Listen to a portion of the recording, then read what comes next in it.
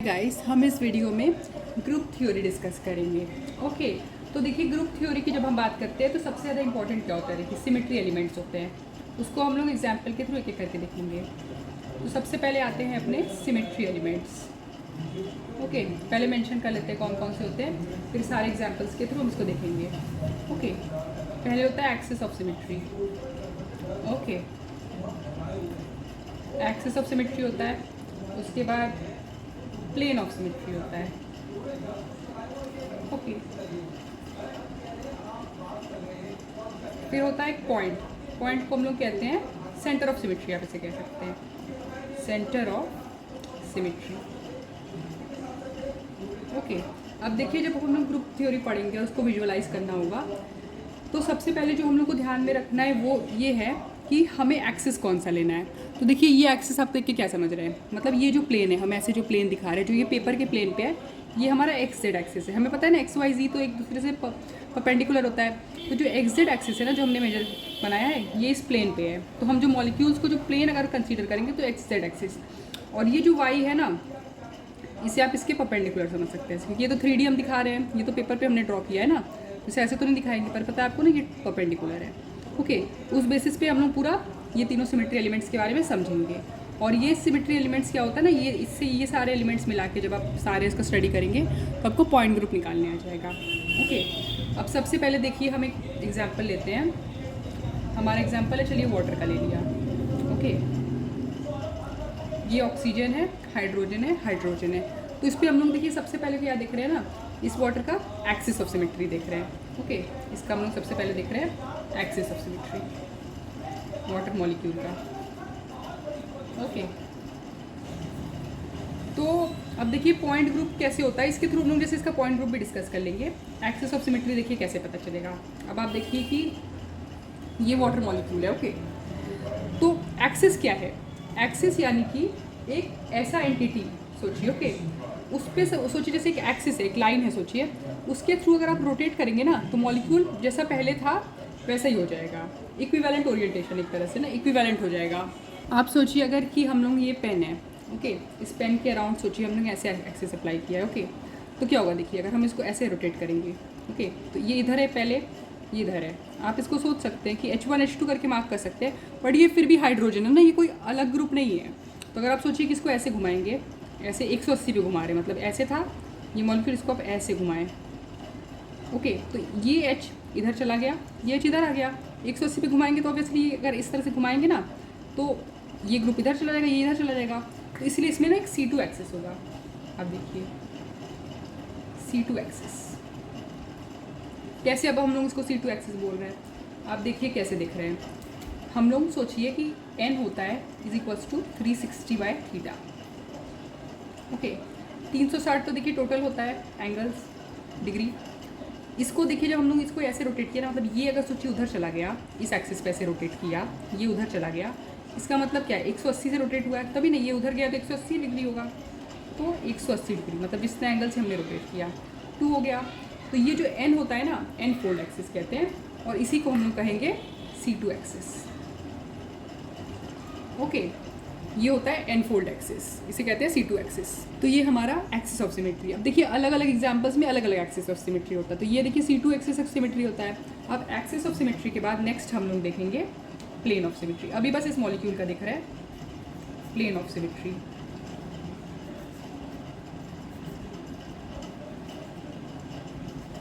Okay, symmetry से आपको समझ में आ रहा है कि जो स्ट्रक्चर है ना वो वही वाला इक्विवेलेंट स्ट्रक्चर बनना चाहिए। अब सोचिए इस वाटर को एक और बार यहाँ बना के देख लेते हैं। ठीक है, अब देखिए जैसे हमने बताया था कि ये जो प्लेन है, मतलब जो पेपर पे जो है वो हमारा ZX प्लेन है या XZ प्लेन आप इसे कह सकते हैं। तो ये भी तो प्लेन है। अब देखिएगा, सोचिए कि ये वाटर मॉलिक्यूल है, ये प्लेन पे ही बना है क्योंकि ये प्लेनर ही है। ऐसे अगर आप इसको काटें, और आपको एक और बात याद रखना है कि ग्रुप थ्योरी जब हम लोग कंसीडर करते हैं ना, तो सारे कोई भी आइटम हो वो उसको हम लोग एक स्फीयर कंसीडर करते हैं। तो इसको अगर सोचिए, अगर ये स्फीयर है, स्फीयर 3D होता है ना, ऐसे गोल बॉल की तरह, उसे अगर काटेंगे ऐसे, तो अब सोचिए गोल बॉल था, उसको आप बीच में से काटे तो आधा आधा कटा ना, गोल था और आधा आधा कटा, तो ऑब्वियसली वो भी तो सिमेट्रिक हुआ ऐसे करके। तो ये एक प्लेन ऑफ सिमेट्री है। तो इसका एक plane of symmetry XZ plane है। आप इसको देखिए कैसे डिनोट करेंगे, इस तरह से, इस प्लेन को देखिए ऐसे। ओके, एक्सिस को देखिए सी एन ऐसे डिनोट करते हैं, C N. Plane of symmetry को हम लोग कैसे डिनोट करते हैं, सॉरी, प्लेन ऑफ सिमेट्री हम लोग सिग्मा से डिनोट करते हैं, ठीक है। तो अब देखिए ये कौन सा सिग्मा है, ये हमारा सिग्मा एक्स जेड है। क्यों? क्योंकि ये इस तरफ है। अब ये प्लेन हुआ। अब आप सोचिए कि वाटर ऑफ मॉलिक्यूल में अगर आप एक और तरह से मतलब इमेजिन करें, फिर से हम वाटर मॉलिक्यूल बना दिए, ये एक प्लेन ऐसे हुआ। अब देखिए इसके परपेंडिकुलर भी तो एक प्लेन होगा, है कि नहीं। और प्लेन क्या होता है, एक्सिस में जैसे देखिए इस एक्सिस के अराउंड आप अगर रोटेट किए तो वही इक्विवेलेंट स्ट्रक्चर बन गया, तो इसलिए हमने इसको एक्सिस ऑफ सिमेट्री कहा है, क्योंकि घुमाने से वो इक्विवेलेंट ही हो जाएगा। ओके, अब प्लेन में क्या है, प्लेन मतलब कि जो इक्विवेलेंट ऐसे काट रहा है ना, सोचिए, तो उसके ऊपर की तरफ नीचे की तरफ सेम स्ट्रक्चर है, इस तरफ ऐसे भी देखिए, इधर ऐसे प्लेन है तो राइट में भी सेम स्ट्रक्चर है, लेफ्ट में भी सेम स्ट्रक्चर है कि नहीं। तो इधर भी तो एक प्लेन ऑफ सिमेट्री बनेगा। ये वाला कौन सा प्लेन होगा, ये अपना होगा वाई, देखिए वाई के अराउंड है ये, और जेड के अराउंड है इस तरह से। ओके, वाई कैसे, ये वाला तो अपना वाई एक्सिस है ना, हमने देखिए यहाँ पे डिनोट इसके हिसाब से हम ले रहे हैं, ये अपना वाई एक्सिस है। ओके, और ये जेड है ऊपर वाला, तो इसके इधर भी एक प्लेन है, ये भी एक प्लेन ऑफ सिमेट्री है। देखिए इसको ऐसे, इसे ऐसे डिनोट करेंगे।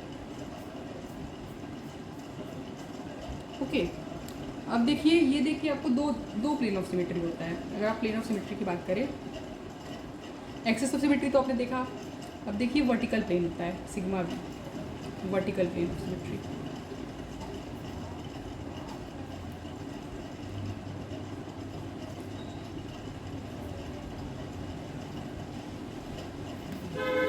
उस केस में आप देखिए, अगर आप सोचो वर्टिकल प्लेन ऑफ सिमेट्री की हम लोग बात कर रहे हैं, तो इस केस में जो प्रिंसिपल एक्सिस का इंपॉर्टेंस है, जैसे सोचिए अब हम लोग ये एक ही एग्जांपल से कर रहे हैं, और भी एग्जांपल देखेंगे आपको समझ में आएगा। सोचिए कि ऐसे सी एन एक्सिस है, यहाँ पे C2 है ये, तो जो ऑर्डर सबसे ज़्यादा बड़ा होता है, मतलब जैसे n फोल्ड है तो ये C2 है, जिसका सबसे ज़्यादा n होता है ना, वो प्रिंसिपल एक्सिस होता है, और उसके अलावा जो एक्सिस होते हैं उसको सब्सिडियरी एक्सिस कहते हैं। तो यहाँ पे तो देखिए एक ही एक्सिस है, तो आप यहाँ पे नहीं बोल सकते, पर जैसे BF3 के केस में वहाँ पे दो एक्सिस होता है, C3 एक्सिस भी होता है, C2 भी होता है। तो C3 क्योंकि 3 उसका ज़्यादा होता है, तो हम लोग BF3 के केस में क्या करते हैं, उसको बोलते हैं C3 को अपना प्रिंसिपल एक्सिस बोलते हैं। तो कहने का मतलब ये क्यों हमारे, मतलब अभी हम इसको क्यों डिस्कस कर रहे हैं, इसीलिए डिस्कस कर रहे हैं क्योंकि सोचिए जो प्रिंसिपल एक्सिस है, मतलब CN है, प्रिंसिपल एक्सिस के थ्रू जो प्लेन पास करेगा ना, उसे बोलते हैं वर्टिकल प्लेन ऑफ सिमेट्री।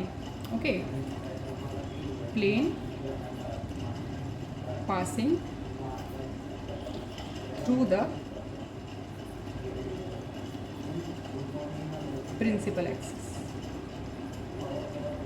तो वाटर के केस में अगर आप देख रहे हैं, वाटर के केस में कौन सा प्रिंसिपल एक्सिस, ऑब्वियसली एक ही एक्सिस है, तो यहाँ पे तो दिक्कत ही नहीं है आपको ना, यहाँ पे एक ही एक्सिस है, ये C2 वाला। तो इसका मतलब कि इस प्लेन पे सोचिए कि जो प्लेन पास होगा, प्रिंसिपल एक्सिस के थ्रू जो प्लेन पास होगा, जैसे आप देखिए ये प्रिंसिपल एक्सिस है अपना, तो इसके थ्रू कौन सा प्लेन पास है, ऑब्वियसली ये प्लेन पास है, ये वाला प्लेन भी, जैसे ये वाला प्लेन भी सोचिए प्रिंसिपल एक्सिस के थ्रू है, ये वाला जो हमने ऐसे कर रहे हैं, ऐसे करके पास कर रहे हैं, ये भी तो प्रिंसिपल एक्सिस तो यही है ना, इसको लेके जो पाया इस पे आ जाएगा, इस पे आ जाएगा, इसे हम लोग कहते हैं वर्टिकल प्लेन ऑफ सिमेट्री। आप समझ रहे हैं, यही हमारा C2 एक्सिस है, यही प्रिंसिपल एक्सिस है, क्योंकि यहाँ पे कोई और n है नहीं। अगर सोचिए 2 n होता है, जैसे C3 C2 एक्सिस है, तो C3 को प्रिंसिपल बोलते हैं, वो एक अलग केस है, वो हम BF3 के एग्जाम्पल में भी आपको बताएंगे। तो ये सोचिए कि ऐसे C2 एक्सिस है अपना, तो इसके थ्रू जो प्लेन पास हो रहा है, जैसे ये वाला प्लेन भी, ये वाला मतलब ये सिग्मा XZ भी, और सिग्मा आप सोचिए कि अगर सिग्मा XZ भी, सिग्मा YZ भी। ओके, तो वो दोनों प्लेन ऑफ सिमेट्री, जैसे ये वाला सिग्मा YZ है, उसको हमने, ओके, तो ये दोनों क्या है, वर्टिकल प्लेन ऑफ सिमेट्री है। इस तरह से देखिए डाइहेड्रल प्लेन भी होता है, हॉरिजॉन्टल प्लेन भी होता है। पहले हम लोग हॉरिजॉन्टल प्लेन देखेंगे। आपको ये समझना है ना कि हॉरिजॉन्टल प्लेन और मॉलिक्यूलर प्लेन दोनों अलग बात है। मॉलिक्यूलर प्लेन कौन सा प्लेन होता है ना, ये वाला, जैसे देखिए ये मॉलिक्यूलर प्लेन है कि मॉलिक्यूल के थ्रू पास हो रहा है, तो सिग्मा XZ को आप मॉलिक्यूलर प्लेन बोल सकते हैं, पर हॉरिजॉन्टल प्लेन वो नहीं होता है। हम काफ़ी बार कंफ्यूज हो जाते हैं कि हॉरिजॉन्टल प्लेन क्या है और मॉलिक्यूलर प्लेन क्या है। अब हम हॉरिजॉन्टल प्लेन देखेंगे पहले।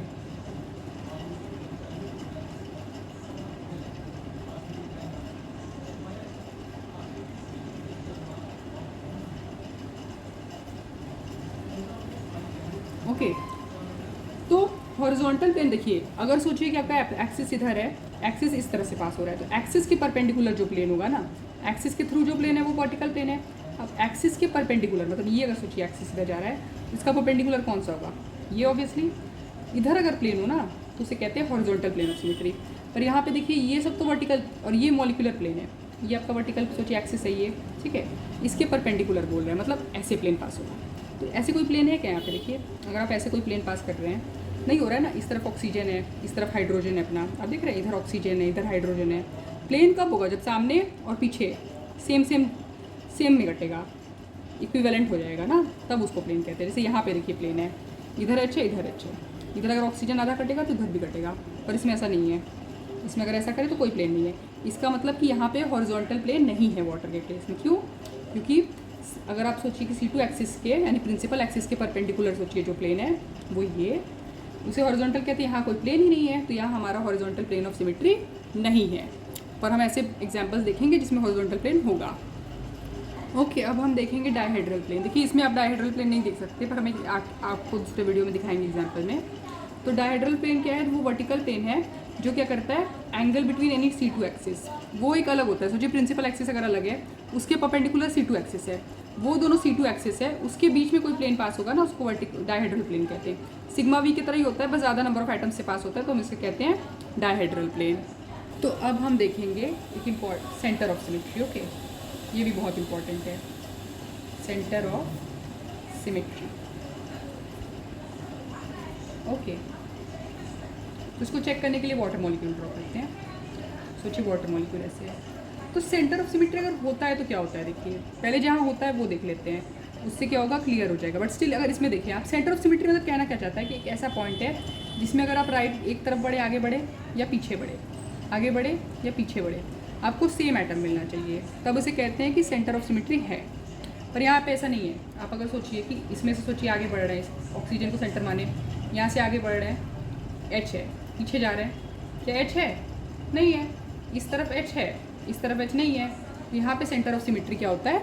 नहीं होता है। ओके, अब है अगर आप कैसे विजुलाइज करेंगे, कहाँ पे है? अगर सोचिए PTCl4 का एग्जांपल लेते हैं, PTCl4 माइनस का ऐसे होता है, ऐसे होता है, ऐसे होता है, ऐसे होता है। यहाँ से अगर आप सोचिए इस तरफ आगे बढ़ेंगे तब भी क्लोरीन है, इस तरफ भी क्लोरीन है, इस तरफ कुछ नहीं है, इस तरफ कुछ नहीं है, इस तरफ जाएंगे तो भी क्लोरीन है, इस तरफ जाएंगे तो भी क्लोरीन है।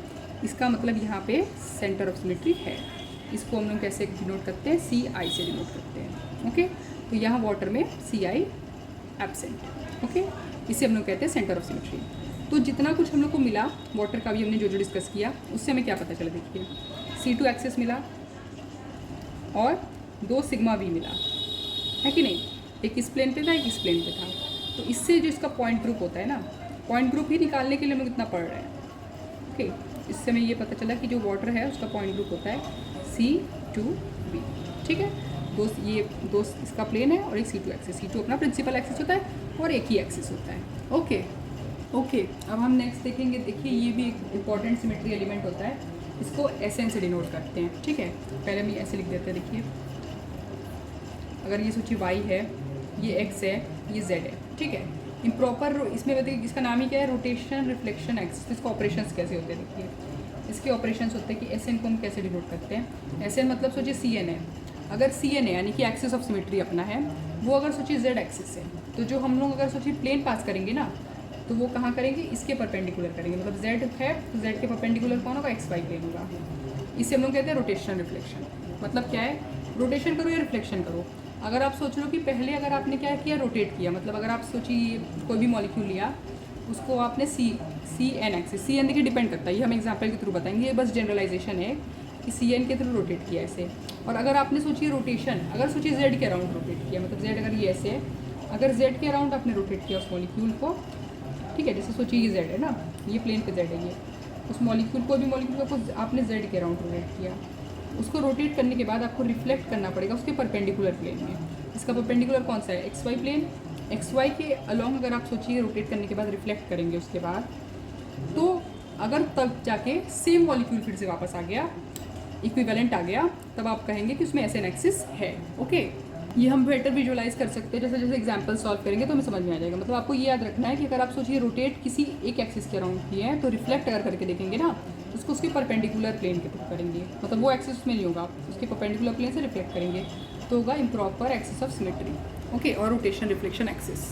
अब देखिए BF3 के एग्जाम्पल के थ्रू ही हम सारा डिस्कस करेंगे। ओके, अभी तक हमने जो जो सिमेट्री एलिमेंट्स ऑपरेशंस डिस्कस किए वो सब करेंगे। ओके, पहले एक्सिस देखते हैं। अब आप देखिए, सोचिए कि ये वाला एक्सिस है, सोचिए ये वाला, मतलब इसके परपेंडिकुलर है।